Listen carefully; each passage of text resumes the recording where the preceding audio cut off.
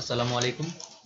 যারা কম্পিউটার বিষয়ে সর্বপ্রথম জানতে চাচ্ছেন তাদের জন্য আমার আজকের এই লেকচার। আজকে আমরা যে টপিক নিয়ে আলোচনা করব সেটি হচ্ছে computer fundamental. Computer fundamental computer শেখার জন্য একটি প্রাথমিক পর্যায়। কম্পিউটারের প্রাথমিক জ্ঞানগুলো আপনি এখান থেকে লাভ করতে পারবেন। কম্পিউটারের প্রাথমিক লাভ করার জন্য আমরা কম্পিউটার ফান্ডামেন্টাল বই থেকে আমি আজকে যে বইটি ফলো করব সেটা হচ্ছে পিকে সিনহা স্যার লেখা একটি বই।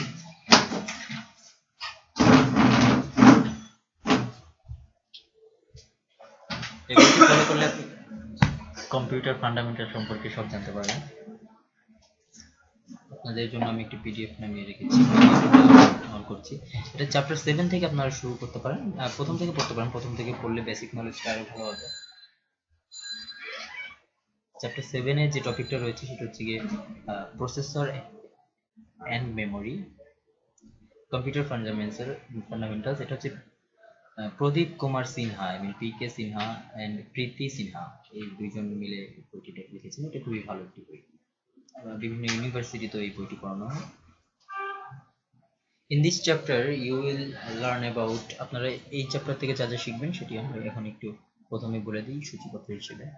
In this chapter you will learn about internal structure of processor, memory structure, determining the speed of a processor, different types of processors available, determining the capacity of a memory, different types of memory available, several other terms related to the processor and main memory of a computer system. এই টপিকগুলো নিয়ে আমরা আজকে আলোচনা করব। আজকে অথবা আমাদের সিকুয়েল হবে এই ভিডিওটার। আপনারা দেখতে থাকবেন, আপনারা দেখতে দেখতে আমি সবগুলো ভিডিও আপ দেওয়ার চেষ্টা করবো ইনশাল্লাহ। আমাদের মূল আলোচনায় ফিরে আসা যাক। এখানে basic processor and memory architecture of a computer system. Memory architecture আর বেসিক প্রসেসরের যে আর্কিটেকচার একটি কম্পিউটারের, সেটি একটি এখানে ডায়াগ্রাম দেওয়া আছে, একটি চিত্র দেওয়া আছে।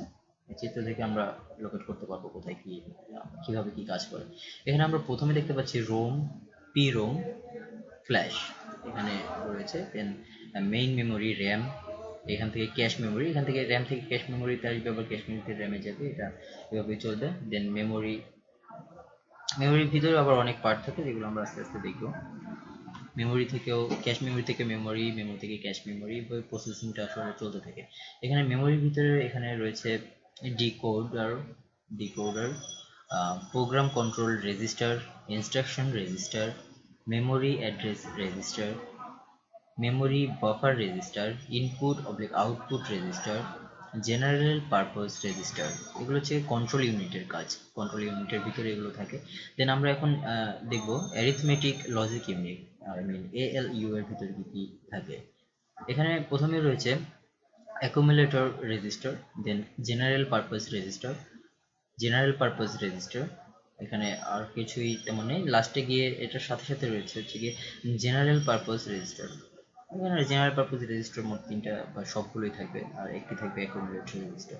এখান থেকে দুটোতেই দুটো চিহ্ন দিয়ে বোঝানো হয়েছে, দুটোতেই প্রসেসিং চলে দুটোর ভিতরে। দেন এই পাশে আপনার থাকবে ইনপুট আউটপুট ডিভাইস, মানে আইও ডিভাইস। এটাতে আপনার ইনপুট আউটপুট ডিভাইস বলতে আপনারা যদি না বুঝে থাকেন আমি বলে দিচ্ছি। ইনপুট ডিভাইস হচ্ছে কি যেগুলো দিয়ে আপনি ইনপুট দিবেন সাধারণত, যেমন আপনার কিবোর্ড, মাউস, এগুলো দিয়ে ইনপুট দেওয়া হয়। আর আউটপুট ডিভাইস হচ্ছে গিয়ে প্রিন্টার, মনিটর, এগুলো সব আউটপুট ডিভাইস যেগুলোর মাধ্যমে আপনি একটা ফিডব্যাক পাবেন। সো আজকের এই ভিডিওতে আপনারা যতটুকু শিখবেন এবং পরের ভিডিওতে আমরা আরো শেখানোর চেষ্টা করবো। আজকে এই পর্যন্ত। ভিডিও দেখার জন্য ধন্যবাদ, ভালো থাকবেন।